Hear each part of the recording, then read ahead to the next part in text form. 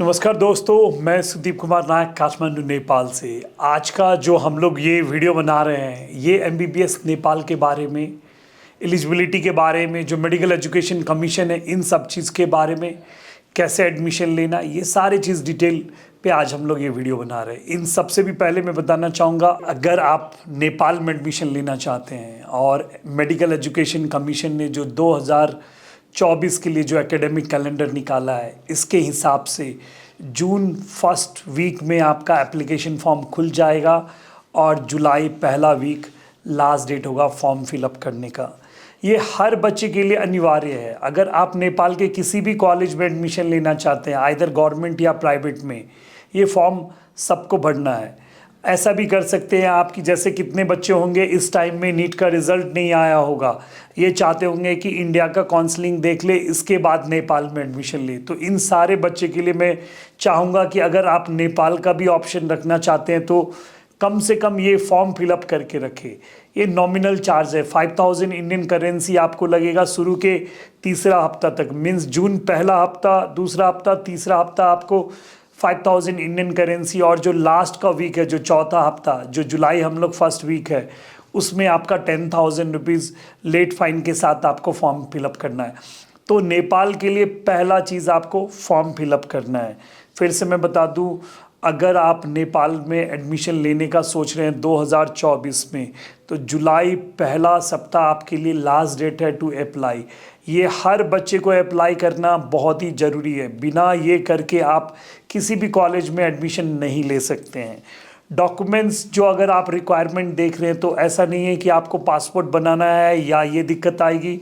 10th का certificate होना चाहिए, 12th का सर्टिफिकेट होना चाहिए, आपका आधार कार्ड होना है। अगर पासपोर्ट है, पासपोर्ट के बेसिस में भी कर सकते हैं। नीट स्कोर अभी आपका अनाउंसमेंट नहीं हुआ है तो आप उसका एडमिट कार्ड डाल सकते हैं, और जब आपका स्कोर कार्ड आ जाएगा उसको आप अपलोड कर सकते हैं। फॉर्म कैसे भरना है, क्या कैसे करना है, इन सब चीज़ के लिए आप हम लोग को संपर्क कर सकते हैं। हम लोग के पास जो एक्सपर्ट टीम है ये सारा आपको गाइड करेगा। और आप जो देख रहे हैं लिंक, एक मैंने गूगल लिंक डाल रखा है जिसमें आप एक वेबिनार चाहिए या सेमिनार के लिए या फॉर्म फिलअप करने के लिए कुछ भी अगर जानकारी चाहिए तो उस पर आप फिलअप करके रख सकते हो। तो जब हम लोग की टीम यहाँ नेपाल से आपको गाइड करेंगे। दूसरा चीज़ अगर आप देखेंगे जब फॉर्म भरते वक्त, एक तो पहला चीज़ मैंडेटरी ऑनलाइन एप्लीकेशन है।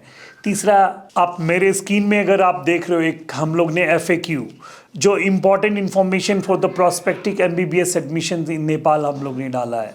इसमें हम लोग ने डाला है मैंडेटरी ऑनलाइन एप्लीकेशन। इसका मतलब क्या है, ये मैंडेटरी है, आपको किसी भी कॉलेज में एडमिशन लेने के लिए पहला काम करना है। दूसरा चीज़ एप्लीकेशन ऑप्शंस। जब अगर आप ऑप्शन जब आएगा, दो ऑप्शन आता है, क्या आप नेपाल में एग्ज़ाम देना चाहते हैं या on the basis of NEET लेना चाहते हैं। फिर मैं बता दूं, बाकी कंट्री में, अदर कंट्रीज़ में, अब्रॉड कंट्रीज़ में आपका जो प्रीवियस ईयर का भी नीट ये एक्सेप्ट किया जाता है। बट नेपाल एक ऐसा कंट्री है जहाँ पे सिर्फ आपका NEET score present year, current year का लिया जाएगा, उस भी 50 परसेंटाइल से। अगर आपका 50 परसेंटाइल से नीचे है, हो सकता है आप SC ST या OBC में आप क्वालिफाइड है आप अपने इंडिया में, बट आप नेपाल में 50 परसेंटाइल में नहीं है तो आप एलिजिबल नहीं है। जैसे पिछले साल 50 परसेंटाइल 137 था। जब रिज़ल्ट आएगा नीट का उस टाइम में क्लियर होगा क्या स्कोर रहेगा। इस वक्त फिर मैं आपको एक वीडियो बना के बताऊंगा क्या मिनिमम एलिजिबिलिटी चाहिए। ये तीसरा पॉइंट क्या, चॉइस ऑफ एप्लीकेशन मेथड। जब अगर आप फॉर्म फिलअप कर रहे हैं तो आपके पास दोनों चॉइस रहेगा, क्या आप एग्ज़ाम देना चाहते हैं या आप नीट के बेसिस में देना चाहते हैं। बहुत सारे ऐसे बच्चे होते हैं जो सोचते हैं एग्ज़ाम दे दूं, कुछ गवर्नमेंट कॉलेज में एडमिशन मिल जाएगा, अगर नहीं मिला तो नीट बेसिस में हम लोग एडमिशन लेंगे। तो मैं आपको बता दूं कि बच्चे के पास सिर्फ एक ही ऑप्शन है फॉर्म फिलअप करने का। आइदर आप एग्ज़ाम दे सकते हो या तो नीट के बेसिस में। अगर आप चाहेंगे कि मैं एग्ज़ाम में फ़ेल हो जाऊँ और फिर से नीट में एडमिशन लूँ, वो पॉसिबल नहीं है। दूसरा, बहुत सारे स्टूडेंट को क्या रहता है, गवर्नमेंट कॉलेजेस में फ़ी कम होगा या नहीं लगेगा। मैं आपको बता दूं, अगर आप नेपाल के किसी भी गवर्नमेंट कॉलेज में एडमिशन लेते हैं तो आपका ट्यूशन फ़ी लगभग 70 से 75 हज़ार डॉलर लगेगा, और सिर्फ 29 सीट है जिसके लिए आपको मेरिट में आना पड़ेगा। तो उस हिसाब से ही आप अपना फॉर्म फिलअप करें तो ज़्यादा अच्छा रहेगा। चौथा चीज़, वेरिफिकेशन एंड काउंसलिंग। हर बच्चे जो यहाँ नेपाल में एडमिशन लेना चाहते हैं, जब ये फॉर्म क्लोज हो जाएगा। फिर हम लोग एक वीडियो बनाएंगे जब आपको नेपाल में कब आना है, कब आपका डॉक्यूमेंटेशन वेरिफिकेशन होगा, ये सारे चीज़ पे टॉपिक पे बात करेंगे। साथ ही साथ जो अगर आप मेरे स्क्रीन पे देख रहे हैं तो जो नोटिस आपको नेपाल का दिख रहा है, उस नोटिस के बेसिस में हम लोग ने कुछ हाइलाइट्स पॉइंट भी डाले हैं नीचे, जिससे आपको इंडियन डेट मिल जाएगा। फॉर्म भरने के बाद एक पहला स्टेप रहता है कंफर्मेशन पेज। आप ध्यान देना, जहाँ से भी आप फॉर्म फिलअप कर रहे हैं तो क्या आपका कंफर्मेशन पेज MEC से आ रहा है या नहीं आ रहा है, तो वो चीज़ आपको ध्यान देना है। तीसरा चीज़, आपके जब आपका डेट ख़त्म हो जाएगा एक एडमिट कार्ड इशू होगा, आइदर आप एग्ज़ाम दे या नीट के बेसिस में एक एडमिट कार्ड होगा। फिर उसके बाद फाइनल आपके पास एक कंफर्मेशन पेज आता है जो संबंधित यूनिवर्सिटी जहाँ पे भी आप एडमिशन लेते हैं वो आएगा। ये सारी चीज़ें आपको नोटिस के बारे में आपको मैं बताना चाहूँगा कि ये पहला साल है जब ऐसा हुआ कि आपको जून में फॉर्म खुल चुका और जुलाई में पहला सप्ताह में ही आपका फॉर्म बंद हो जाएगा।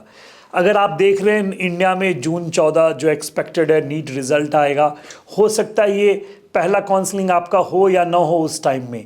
और नेपाल के लिए भी क्या एक अपॉर्चुनिटी, ये नेपाल कॉलेजेस में भी आप देखेंगे तो फिर से बच्चे फॉर्म फिलअप करने का ये डेट एक्सटेंशन का ऑप्शन नहीं रहता। तो मैं चाहूँगा हर बच्चे ऐसे या पेरेंट्स को जो अपने बच्चे को नेपाल में पढ़ाना चाहते हो तो कम से कम ये MEC का फॉर्म फिलअप करके रखे, जिससे आपके पास अपॉर्चुनिटी रहेगा बात के लिए। नेपाल में 6 गवर्नमेंट कॉलेजेस है, गवर्नमेंट और ऑटोनोमस मिला के 6 है।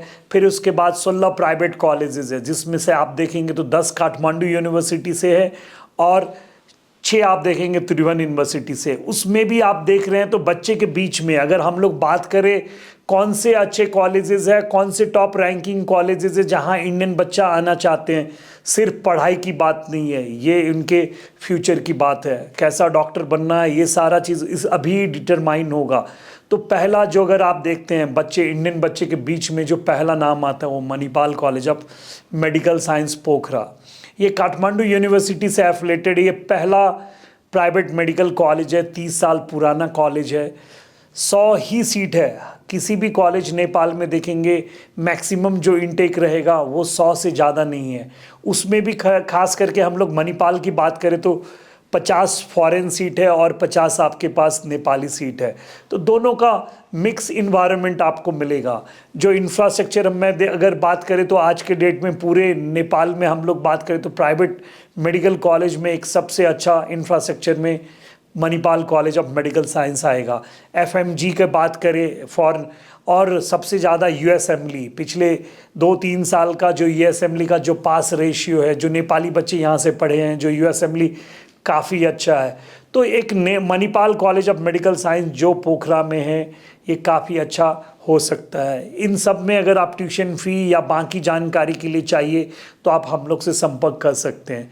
दूसरा कॉलेज अगर हम लोग बात करें तो लुम्नी मेडिकल कॉलेज, जो बच्चे गोरखपुर के आजू बाजू में हैं या बिहार से सटे हुए या वेस्ट बंगाल, महाराष्ट्र, ये महाराष्ट्र बच्चे का सबसे पहला प्रीफर्ड डेस्टिनेशन है। आप खुद भी आके देख सकते हैं। मुझे लगता है हर साल 33 एडमिशन्स में देखेंगे तो 10 या 12 महाराष्ट्र से बच्चे हैं।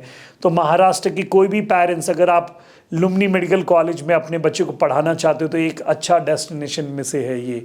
इसमें भी इस साल हम लोग जो मेरिटेरियस स्टूडेंट है इन सब के लिए काफ़ी अच्छा स्कॉलरशिप ऑप्शन है जो आप हम लोग के द्वारा जानकारी ले सकते हैं।